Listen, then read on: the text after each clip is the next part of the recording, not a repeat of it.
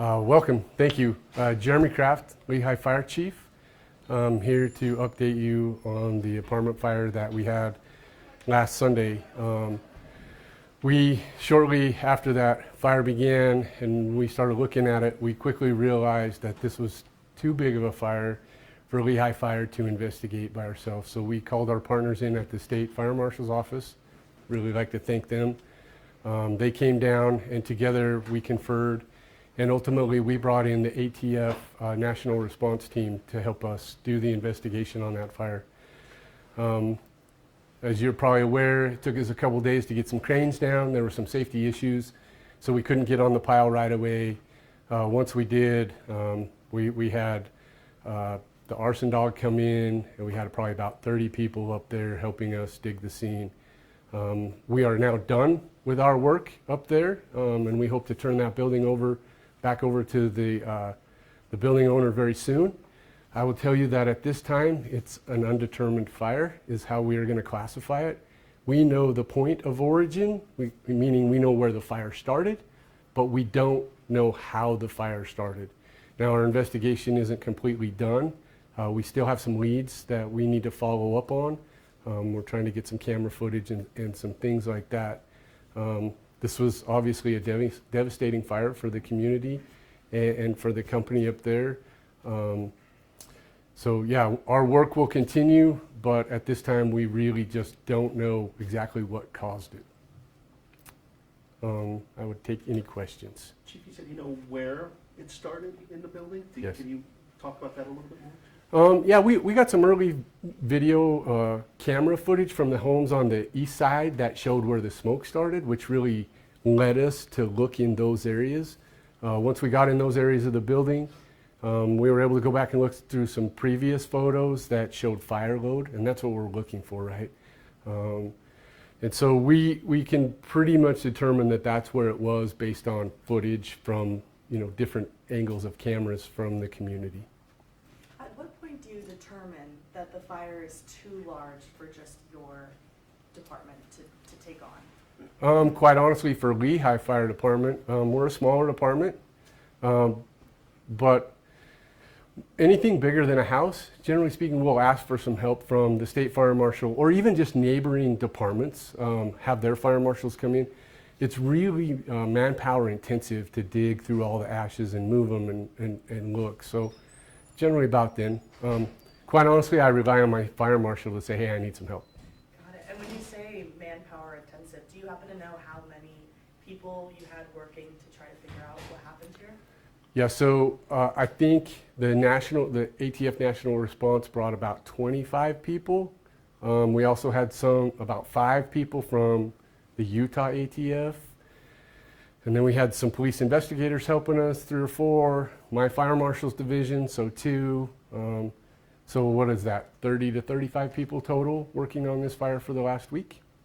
Chief, this is, you said a big, there were a lot of explosions, there was a large fire, it seemed to really blow up. Is there any reason to believe there was arson or there was any intentional nature behind the start of this? That's a tricky question. I mean, we haven't ruled arson out, but we haven't proven arson. Inversely, we haven't ruled out that there was a temporary electrical box or something in there that went bad. We haven't ruled that out and we haven't proven that either. So both options are still on the table. Some of those things are just going to need to be looked at a lot more closely.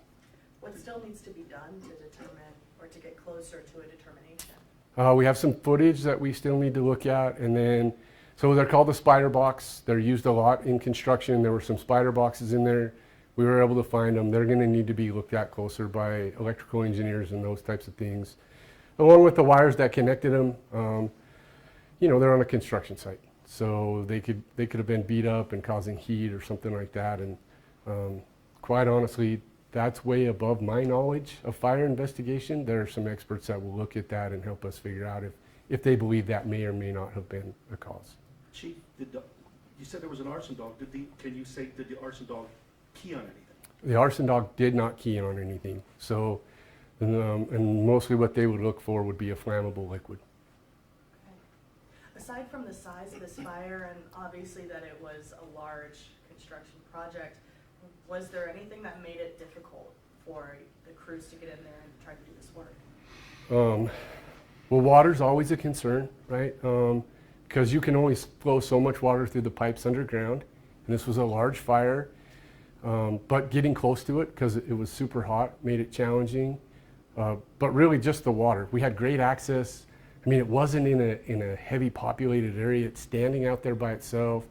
But I just keep going back to water, right? For us, it's what we call the battle of the BTUs, right? The fire's putting out BTUs, and we got to put enough water on it to absorb those and some to knock the fire down. And we were just having a challenge getting that much water on it. What is BTU? British Thermal Unit. So it's a measure of heat. Sorry. Chief, with today's event, what Yes. were you hoping to convey to the public, or where we stand with this investigation? Just, first of all, I wanted to thank the State Fire Marshal's Office, the ATF, and, Lehi PD, everybody that helped us with this. For the public, just know that we're working on it, even though it's at an undetermined cause right now.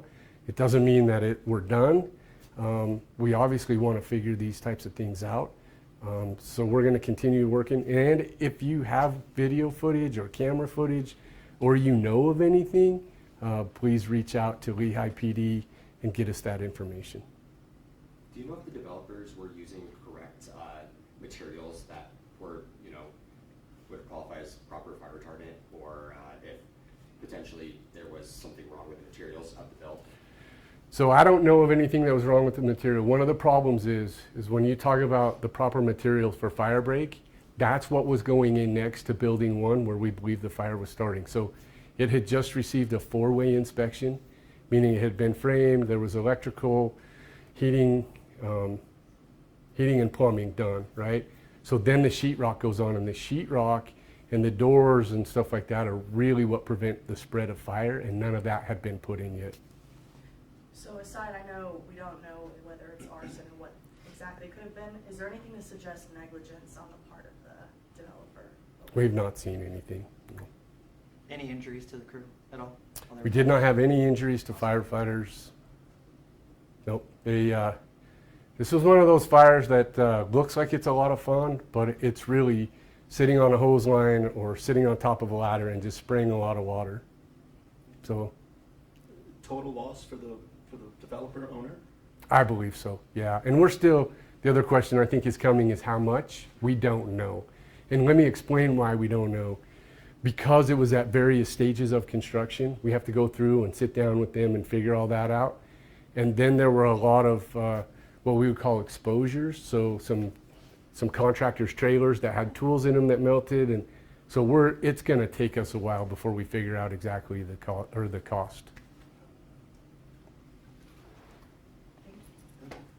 Is there anything else you'd like to say to the public? Seems like we've been seeing some big fires this year, not just in around the Wasatch Front. Yeah, I mean, it's challenging, right? It does feel like there's been a lot of big fires. What I would say to the public is we're doing the best we can to figure out what's causing these. If there is a connection, hopefully we can figure that out. We don't believe there is at this time. Just bad luck, I guess. But fire department's always here, and you call 911. We'll bring everything we have, and we'll help mitigate your situation. Thank One you. last question. Yes, Sorry. ma'am. What was the response time for your department to get there? Oh, good. That's a really great question. I have all of that data, but I have not sat down and been able to go through that. I can tell you the alarm time was 10:17, but I don't have an on-scene time for the first unit yet. That's a good question.